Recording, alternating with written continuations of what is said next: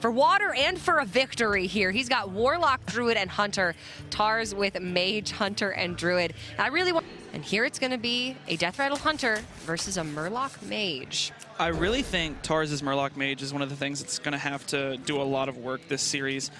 That is not the opening hand Tars was hoping for right now, but Murloc Mage is one of those decks that if it just gets rolling off the start, especially against a deck like Hunter, sometimes there's nothing that Sintolol can really do about it. The Murloc Mage just capitalizes on having the early board state and being able to just snowball with the Murlocs, and Tars has 2 hero power on turn 2 as an aggressive deck. This is not looking good. You see the little exchange between the two. Sintolol smiling. Tars is like, happens. It just so happens that Tars' hand is particularly bad and Sintolol's hand is particularly good. This is going to be a Terrascale Stalker to put a Devilsaur into play, a play dead the following turn for another Devilsaur, and Tars will not have nearly enough of a board to be able to deal with that aggression and continue pushing damage, as well as the Deathstalker Rexar picked up for Sintolol for a little bit of acted healing and value if it gets to that point, though it's not looking like it necessarily will. No, this is the bread and butter of the Death Rattle Hunter, getting out that egg with the coin and then being able to follow up the Terrascale Stalker, one of the most powerful plays in the deck, especially against aggressive matchups. So you see Sintolol just going straight away with that. No thought needed for that one. Just wanted to get the pressure on the board. Tars, however, you know, since he did miss his early drops, gonna have to think quite a bit on this turn. May want to go with the Megasaur just to apply some more pressure. Hopefully get something like a Divine Shield. That way he can kill off the Terrascale Stalker. But he will be eyeballing that Spellbreaker as well. But maybe a little bit too late for the Spellbreaker at this point. I don't think the Spellbreaker is good enough. This looks to me like a Gentle Megasaur turn. Look for Divine Shield or plus attack to get a clear on the board and just hope that Sintolol doesn't have another Death Rattle activator. I don't think Tars has the time to silence the egg and still be able to battle back to this board. So there's +3 health, could go for a value trade. There's also the Death Rattle. I think the +3 health is a bit more beneficial than the Death Rattle. You can take the trade if you choose to do so. Definitely think Tars is going to want to do that. It just makes it a little bit awkward because the War Leader will be at an attack where the value trade will come out, and because of the value trade, you can't really deal with the other Devilsaur. So it's just going to kind of sit there and look at you very menacingly while it just, you know, kills other Murlocs. This is a vicious Devilsaur. Oh, yeah. Not quite as vicious as that fledgling that won Flamekilla his final game in the previous series. But these are some big bad dinos. And if I'm Tars at this point, I'm probably already out of this game. Murloc Mage does not play from behind.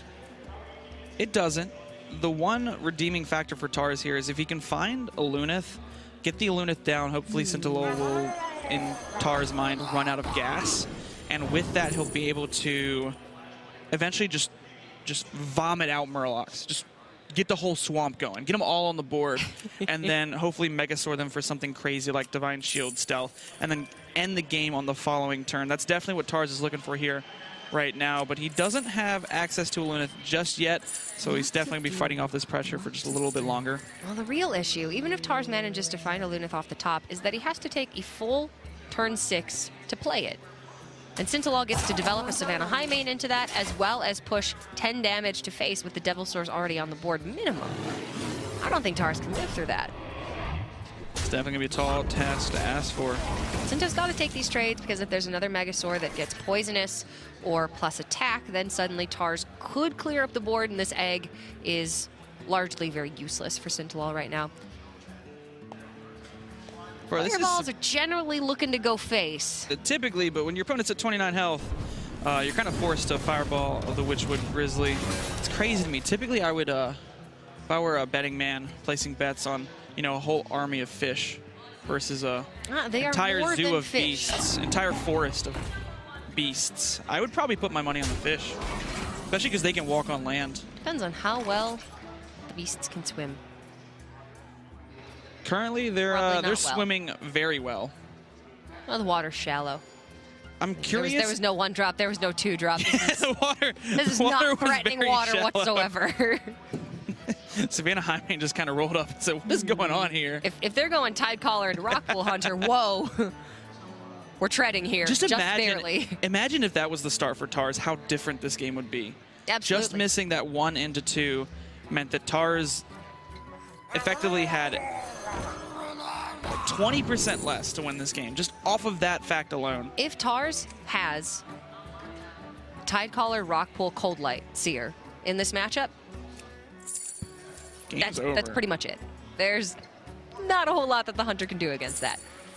But it just so happened that he did not have what he needed, and Sintolol had almost everything that he needed. Picking up another Cold Light Seer off of the Primal Fin Lookout here. Just desperately trying to stick something to this board to be able to get that War Leader down. But looks like nothing's going to stick. This Rexar is some good. Especially with that Hunter's Mark pickup. Can Hunter's Mark Rexar take a bump with the Candle Shot? Could even leave up the Grimscale Oracle. Sintolol chooses to do so. No, and just push some damage face, start to be the aggressor. He would be able to push 11 this turn, which would then set up for lethal on the following turn with the hero power. And most of the time, Tars cannot actually deal with the High Main and the Devilsaur unless he utilizes something very powerful like Fireball. And if he's fireballing a 5/3 Devilsaur, you're winning the game because of that. Well, if Sinto's Rexaring this turn, he loses the 2 damage hero power. That is true. Still will need to find a little bit of damage, even if both of these beasts went face. So you might as well trade over the Grimscale, prevent a Gentle Megasaur from coming down and hitting Poisonous, or a War Leader from getting some value, and set up for the 3-turn play. And Sinto is almost positively going to have it in 3 turns. A lot of times you can build a beast that would be able to allow you to set up lethal, even, you know, in this current state right now. A lot of charge beasts, a lot of beasts with lifesteal and rush. This is where I wouldn't have minded the Devilsaur going face, though, because it set up lethal with the Candle Shot. Because it would have put Tars down to 12 if the Devilsaur had gone face, and currently Sintolol has 12 damage right now, so the game would have been directly over this turn. But it's kind of a hard call to make. Turn? No, if you just ignored the Grimscale Oracle and push face with the Devilsaur. And push face with the Devilsaur. Because there's not many punishes to not killing off the Grimscale Oracle. Because even if you push that damage face, the High Main is going to live unless it gets fireballed. And like I said, if it gets fireballed, you get the Hyenas. You get the Hyenas, and Tars is not developing anything. Well, a 6/6 Bear Shark is quite literally impossible for Tars to deal with here. Outside of Spellbreaker, Fireball the Bear Shark. You can't fireball that Bear Shark. That Bear Shark is immune to fireball. Silence that.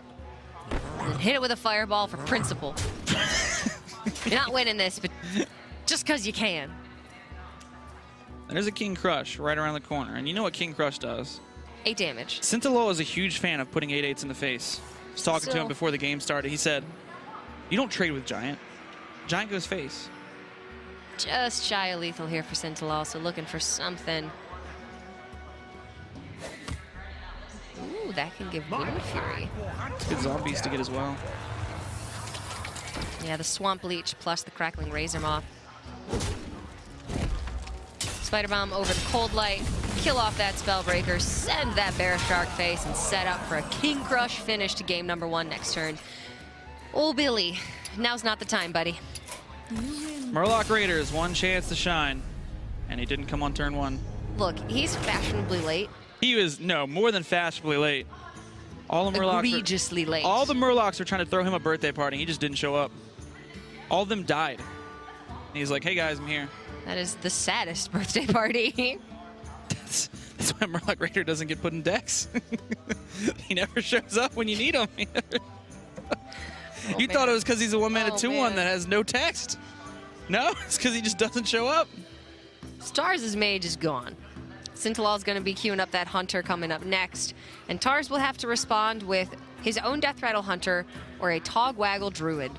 Togwaggle Druid does not have a good matchup against Death Rattle Hunter, so I'm betting on the mirror here. That's why I was worried for Sintolol at first. I thought the Mage could potentially sweep his entire lineup because he was forced to ban out the Paladin.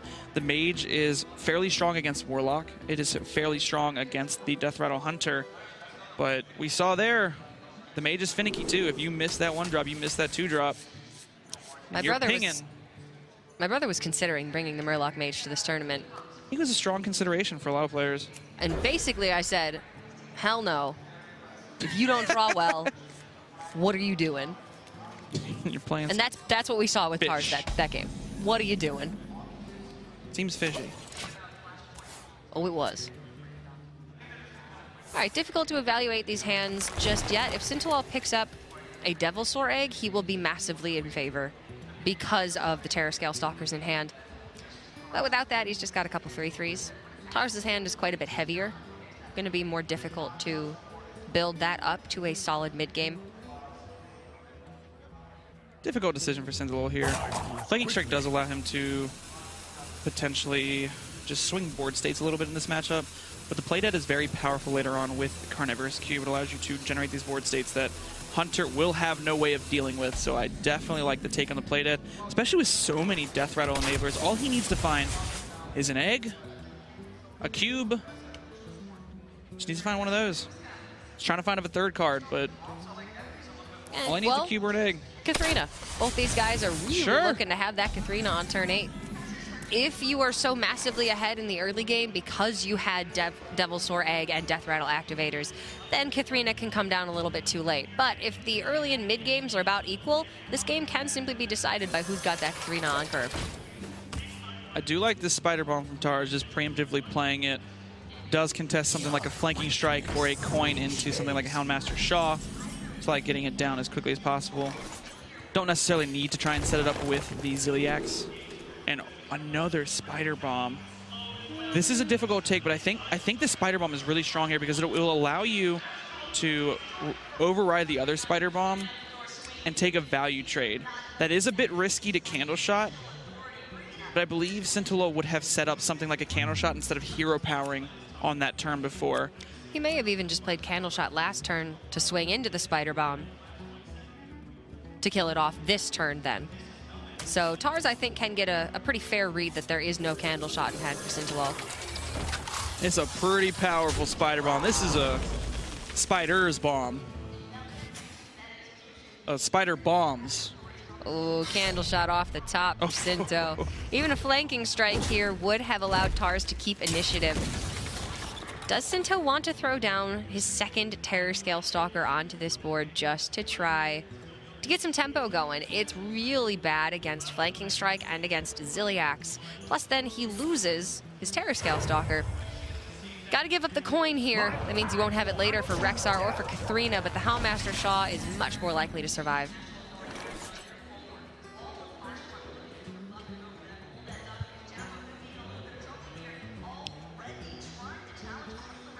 Houndmaster Shaw is powerful on the board right now. I think that's why Sintolol wanted to get it down as early as possible. It also sets up and makes Tars fear something like a Carnivorous Cube, because there's a couple of targets in the deck you want to cube. Houndmaster Shaw is one of them, Witchwood Grizzly is one of them, and then any kind of major threat. You typically don't want to put them onto the 3/3s or Devilsaur Egg. If you kind of have to put pressure on, you put it on the Devilsaur Egg. But a lot of times your prime targets are things like Houndmaster Shaw because it allows you to do wacky, insane things that decks should not be allowed to do. For instance, playing it and then play deading it and just rushing everything in. Witchwood Grizzly gets punished pretty heavily by the Hunter's Mark here from Sinto. The issue there being then that Sinto doesn't really have anything else that he wants to do this turn. Terrascale Stalker's quite valuable later on with Devilsaur Egg or with Cube. Can't play the Ziliax. I suppose with the play dead in hand, this Terrascale is maybe just more valuable on the board right now. Yeah, I think the Terrascale as a 3/3 is pretty valuable right now. He still has one last Death Rattle enabler in the form of play dead, so he's not necessarily worried about holding on to the Terrascale Stalker to enable that. It's more so just trying to put pressure on the board, because right now he's kind of running out of gas, so he wants to put the pressure now, put Tars on the back foot, that way he can follow up with the Deathstalker Rexar and start to build up more pressure. You can only play to your deck so much. Ooh, but that high main. As a pickup. Sinto's only drawing one card per turn. There's no guarantee he'd find the Death Rattle, but this high main pickup does throw him off of that Deathstalker Rexar plan. This is more than good enough. If Sinto finds a cube now, cube play dead onto that high main is just going to spell, I think, defeat for Tars. I can't remember the last time I've seen a high main played and I was just amazed by its power. I can't remember the last time I've seen Sinto draw this well. It's not normally his MO. I just can't remember things.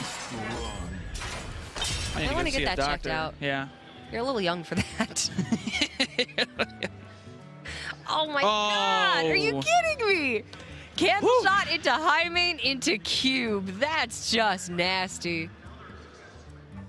Well, I'm looking at Sintolol's hand. I'm looking at the board state. I'm looking back at Sintolol's hand. I'm looking back at the board state. I'm looking at this high main, and I'm thinking, cube it. Cube it.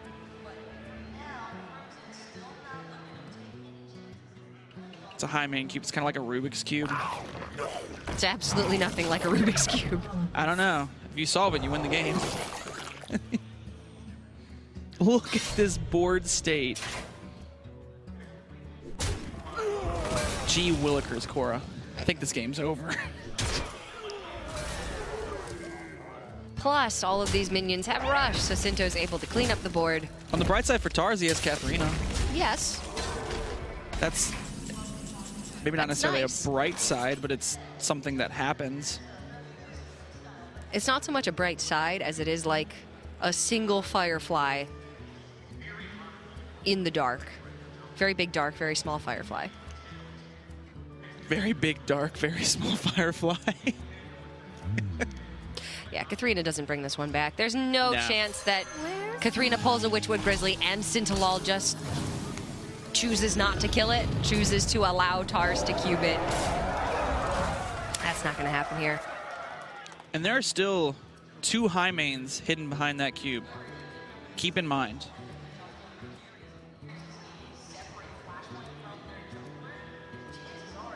How much damage is currently on the board? 21 for Sintolol with the hero power and the candle shot. I will think that Sintolol will play a little bit careful, wants to make sure that the King Crush isn't alive. I think that's one of the few ways he can lose this game, is by allowing Tars to be able to cube play dead the King Crush. Yeah, cube play dead plus terror scale onto King Crush would just be lethal then for Tars. Sintolol knows there's no chance he loses this game with 4 Savannah high mains on the board and a King Crush off. So this is what it feels like to go on an African safari. I've never been on an African safari. This is what I think it would look like. I can neither confirm nor deny that. Tars is a very scared tourist right now. As these Savannah high mains, there's a pack of high mains staring him down. And all he can do is just hide in a little caravan and hope they don't see him. But they're looking right at him. They're looking right. There's 4 Savannah high mains on this board, Cora. Look, all I'm saying is Scar showed no mercy, and there's a striking resemblance between Savannah high main and Scar. Tars is Mufasa. This game is over. We're going to game 3. Just spoiled the movie for everyone at home. Hamlet's been out for quite a while, Jay. Shakespeare actually was born quite a while ago. Is this how the movie panned out? Exactly like this. Sintolol holding Tars over the cliff. Real rough sketch of how the movie went.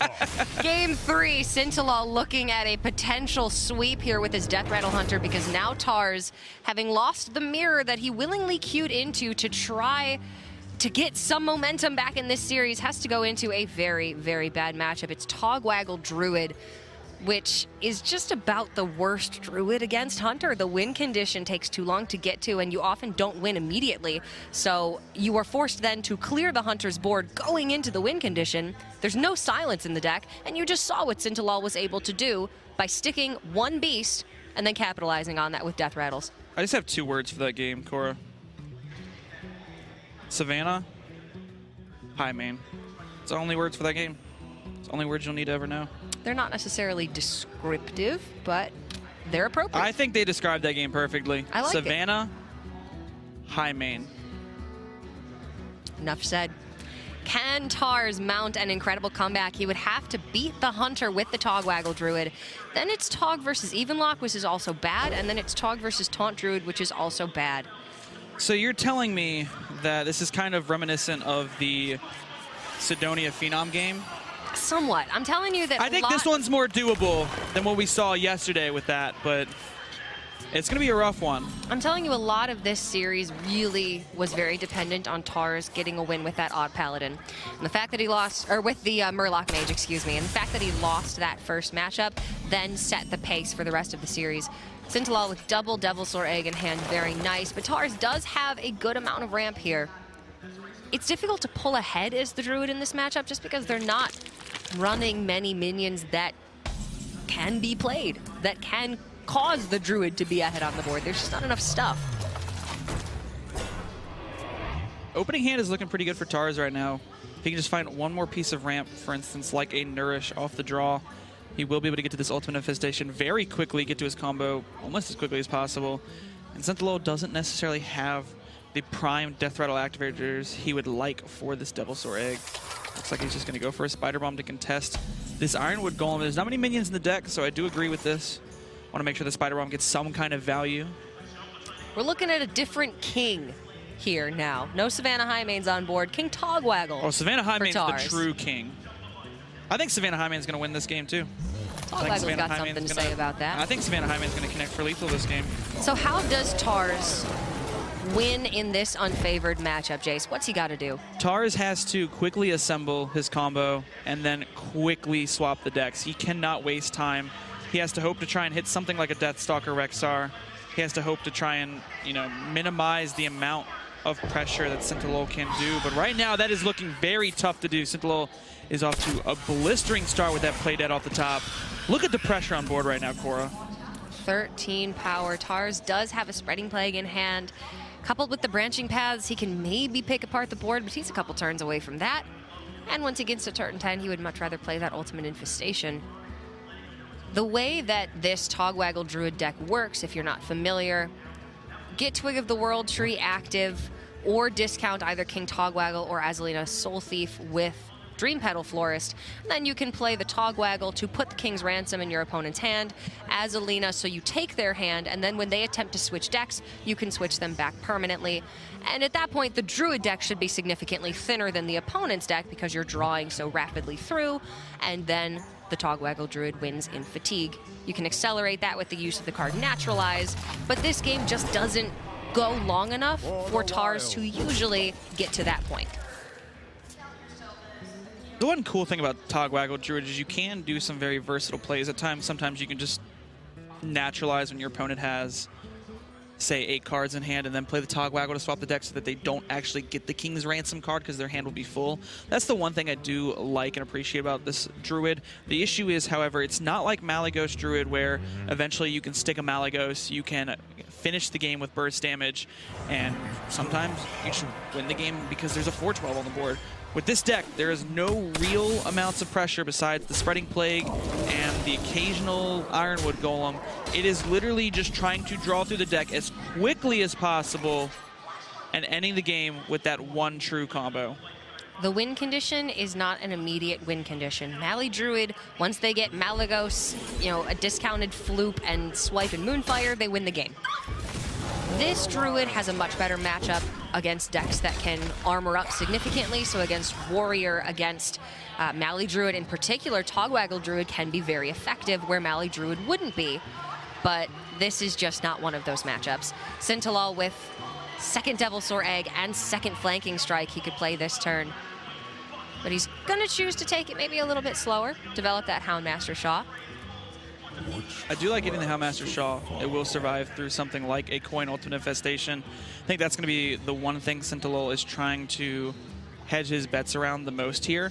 He does know that Tars still has access to the coin, and the most prime play next turn will be that Ultimate Infestation. It's not looking like it's quite smooth sailing for Sintolol just yet. It was looking very strong earlier on, but Tars has quite a bit of health. And with that quite a bit of health, he also has access to the Ultimate Infestation this turn, which is going to be very important.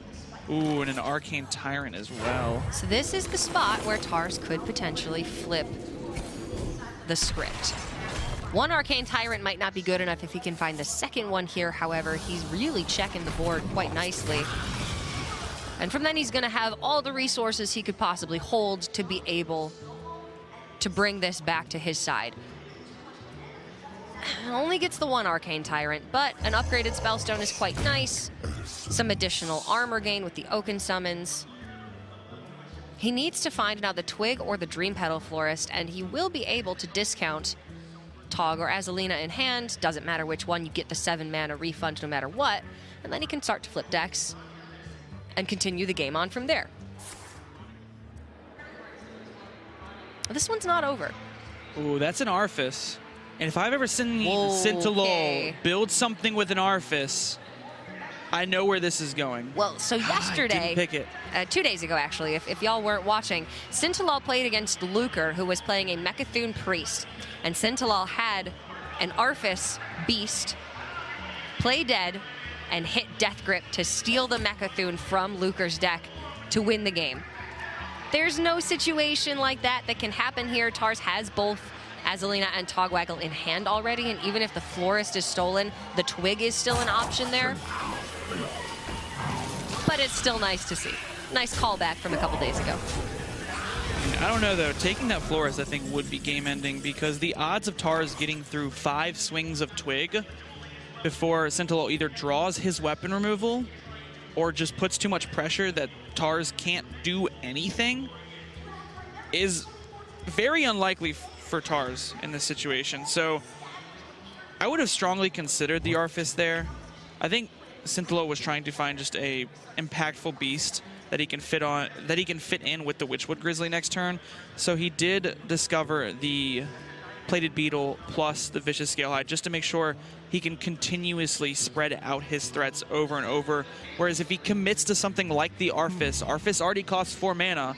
He builds it with something, even the cheapest, being Snowflipper Penguin. You're still playing a 4 mana 3/3. Exactly. Yeah, he can do better. I've seen better. Fully upgraded Spellstone, taking out Houndmaster Shaw. And now Tars has mitigated the board enough that I think he's feeling a little bit more comfortable here. I like aggressively drawing. This does potentially put Tars in the spot where he could overdraw a key piece. However, he finds both the Dream Petal Florist and the Twig, no worries now, as he is going to be able to, this turn, get that Dream Petal Florist down, discount either the Azalina or the King Togwaggle, as well as naturalize the King Crush.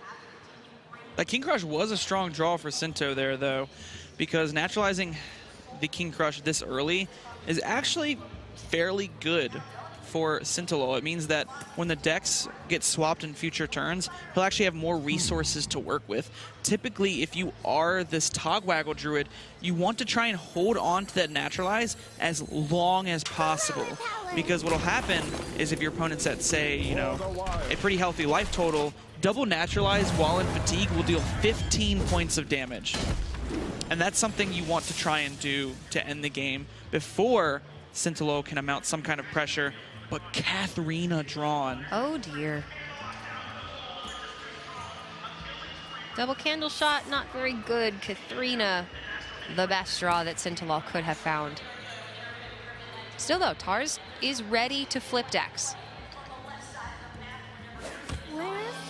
He will be debating here on if he wants to wait a little bit longer, draw deeper into his deck, and put Sintolol then closer to fatigue when he switches decks.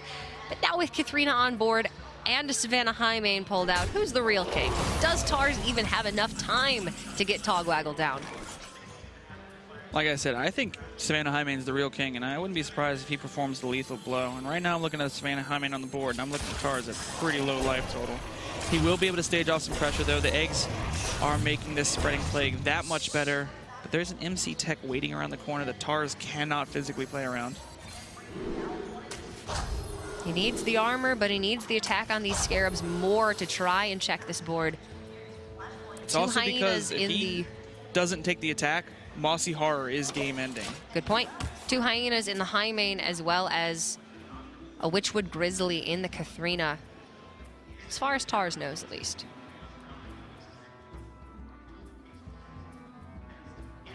There's that Mossy. He was waiting.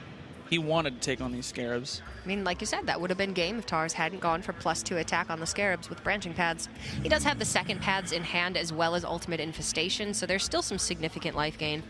And honestly, the Mossy this turn isn't necessarily that bad because the Mossy will kill off both eggs, allowing him to get so much pressure on the board.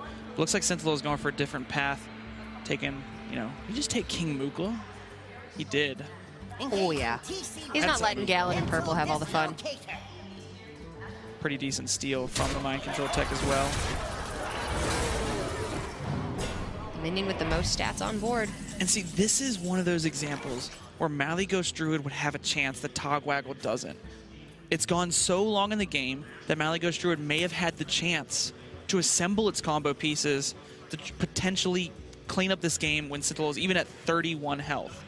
But the issue is the Togwaggle win condition is so delayed that Sintolol just has the time in the world to keep playing board state after board state to eventually end this game. You see Tars there having to ultimate infestation his own Arcane Tyrant to add insult to injury. Right, and that's what we were talking about before this matchup even started. Tars can get to this point. Tars can have his win condition assembled, but because it's not an instant win condition, he's at the mercy of Sintolol's board for an additional turn. And he's very likely just dead on the backswing. Sinto would have needed to have Katharina and Deathstalker Rexar still remaining in the deck when Tars swapped the decks. Which at this point, using the Naturalize, and very unlikely. Tars is still fighting here, however. He's not a quitter. And he's got the Dreamhack match results to prove it. Second most wins in Dreamhack history behind only Just Saiyan. Sintolol is going to be able to connect 13 damage if he wants to do so. 12 with just the board. Going to even play out this beefed up Scavenging Hyena. It's looking game over. There's no Spreading Plague left. Last card's Naturalize. Tars can swap decks, naturalize a minion, force Sintolol to take 6 damage of fatigue, and then Tars is dead. And he was, I will admit, he got a lot closer than I thought he would in this matchup, but this is just one of the worst matchups for Togwaggle Druid. I was honestly very surprised that there was so much Togwaggle Druid in this event, but we've seen 5 or 6 players on stream who've brought it and who've made it work. It just didn't work out this time for Tars. So I think the out for Tars here is he would have to go for Branching Pass for 12, take a trade into the high main with the 5/5, swipe the Scavenging Hyena, and then Hero Power down the remaining 2/2. Right now, this isn't enough, and Sintolol is going to win this game. But at least we get to see the full Togwaggle combo. If Tars had board control here and a couple more turns, he would have won this game in fatigue. But Sintolol, 3-0 sweep over Tars with the Death Rattle Hunter. He is moving on to semifinals